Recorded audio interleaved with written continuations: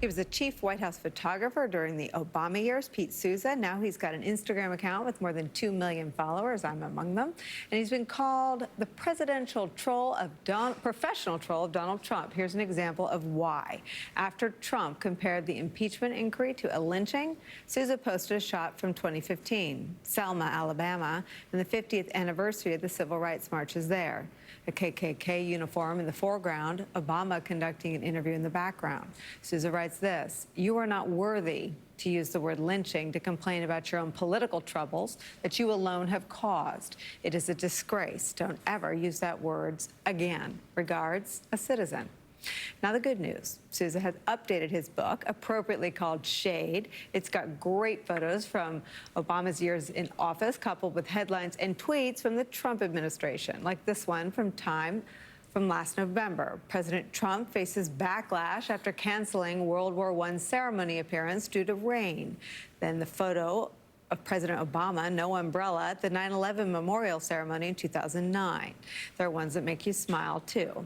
Next to a Trump witch hunt tweet, there were lots of those, Souza describes a different kind of witch hunt: Halloween. President Obama clearly delighted with a cute kid wearing a witch costume. Pete Souza's here, and his best-selling book, Shade, A Tale of Two Presidents, is out now in paperback. Everyone I know loves it. I love it. I love your pictures, but I want to just establish for people that don't know the intimacy between a president and his or her photographer.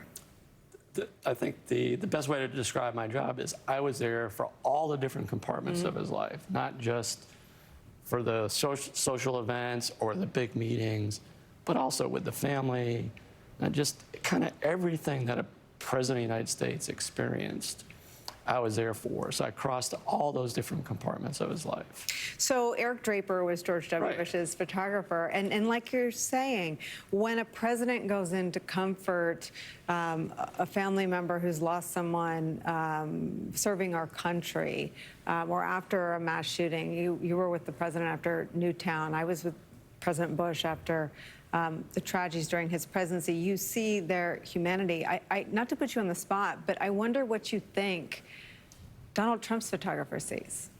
Well, I think we saw that after the shootings in Ohio and Texas, when he wanted to make a point that he was treated like a rock star when he was greeting the families. That's not what a president is supposed to do. You're there to represent the country. You're the consoler in chief. You're not there. It's not a game. It's not, are people taking pictures with you? It is to comfort people that are hurting, victims of mass shootings or hurricanes or tornadoes, and we just don't see that. I want to talk about some of your photos, because you convey in an image what those of us who try to do this for a job fail to conjure up with words. This was President Obama at NATO, and you can just see the ease of his relationships with our allies. I think Donald Trump's had some sort of war of words or spat over something with everyone in that image. And this you put up after Donald Trump had a particularly tumultuous NATO summit, right? Here he is looking at his watch. I think that was a summit where he shoved aside the leader of Montenegro, right? Yeah. Yeah, and I just thought the picture from the NATO summit where he's joking with Angela Merkel was just such a contrast. And it really showed the relationship that he had with a lot of our allies that is so different than what we see today. And the images that you put up with President Obama and Vladimir Putin tell a pretty different story. Talk about those. We have some of them. Well, you know, I do these presentations, public presentations, and when I show these images with President Obama and Putin, I usually say something like, "This is how you should talk to the Russians." Right? This is how you do it. This is how you do it. That's exactly right. I think that something else that everybody in the country was attracted to was the family. And this is one of my favorite pictures of President and Mrs. Obama. How were they to photograph? Did they seek out privacy when they were together, or was it easy to capture images like that? I think it was fairly easy. The thing that I love about this picture is this is on inauguration night, and he's obviously taken his jacket off and put it over his shoulders because it was cold inside this freight elevator. at the Washington Convention Center. And they're sharing this kind of semi-private moment, but then you see the staff and the Secret 10 Service. people watching. Well, they're trying not to look, though. They're trying to, like, you know, sort of make believe they're not really paying attention to what's going on while they're sharing this little private moment. And the rest of us have to play this fun, you know, thought bubble game with, like, can you believe we're doing this? What do you remember anything about what was said that night? I mean, you can just imagine this is his first day as president. He's just hours before taking the oath of office, and now they're about to begin this journey. For me, the most important images were the small moments from not big events that would happen on some days and not happen on other days. But you had to be ready to make those images, and I think they tell you so much about him as a human being, as a person. What kind of a person is President Obama? And I think it's those small moments that reveal that, more so than the big staged events. What do you think, having photographed both of them, what do you think the Obamas feel watching Joe Biden run for president? I can't determine exactly what they're feeling. I think they love Joe. They were really friends. They right? love Joe Biden. Yeah. They love the Bidens. I mean, Joe Biden was a partner with Michelle on military families, doing everything they can to help military families.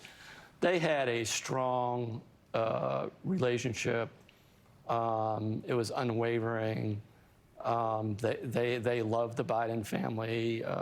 The Biden grandkids are friends with the Obama daughters. So it was everything that you think it was. Pete Souza is staying with us. When we come back, I ask about one of the most important and unforgettable photographs from the Obama years. We'll be right back. I want to ask you, obviously I was in the White House on 9/11, and it's still hard for me to look at the images. I can't obviously, imagine. I'm so glad they were captured. We have this image of the Situation Room the night of the bin Laden raid. Can you talk about that picture? Sure. You've got the most important people in the executive branch of our government all gather in this room at the same time. You see the tension and anxiety on their faces.